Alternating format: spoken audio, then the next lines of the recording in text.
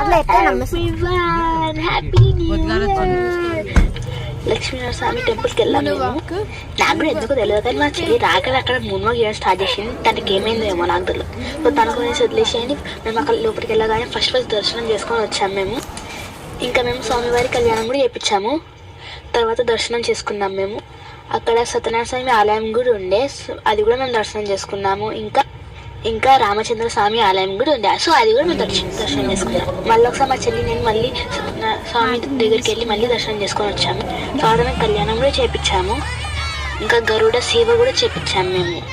నాకు చాలా చాలా చాలా మంచిగా అనిపించింది. మా ఫ్యామిలీ అందరితోనే మేము ఇట్లా టెంపుల్కి వెళ్ళి చాలా రోజులు ఎంజాయ్ చేస్తున్నాం. So bye and wish you happy happy happy new year.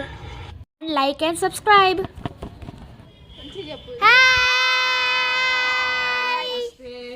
నమస్తే హ్యాపీ న్యూ ఇయర్.